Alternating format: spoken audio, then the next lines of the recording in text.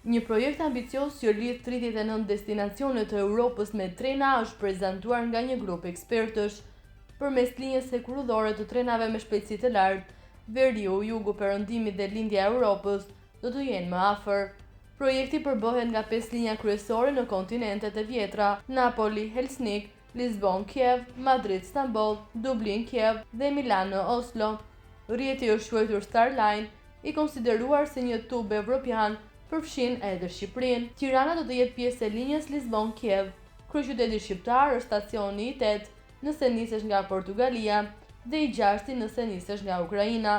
Tirana është kështu pjesë e rrjetit me qytete të rëndësishme evropiane si Lyon, Milano, Rom, Zagreb, Athinë, Sofje dhe Bukureshti.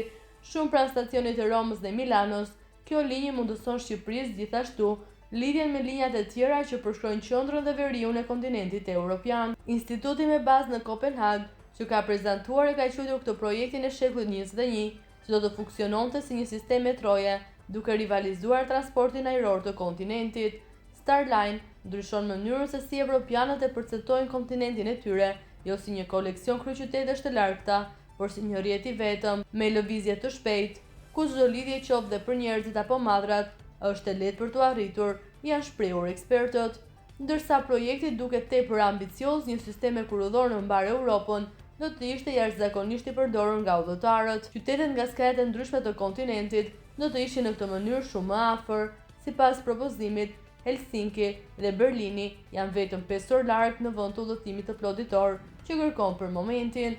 Sistemi i ri do jetë rreth 30% më i shpejtë se udhëtimi rrugor dhe hekurudhor aktual, që trenat funksionojnë me shpejtësi 300 deri në 400 km/h. Starline 21 është gjithashtu dhe një projekt mjedisor. Transporti është një nga sfidat më të mëdha klimatike të Europës.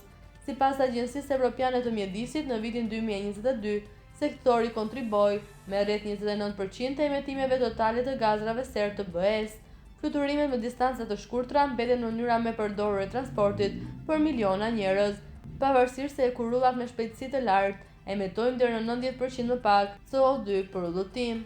Vende si Franca dhe Austria kanë filluar të kufizojnë fluturimet me distanca të shkurtra, kur ekzistojnë alternativa hekurudhore, por ndikimi i vërtetë kërkon një qasje kontinentale, thot grupi i ekspertëve.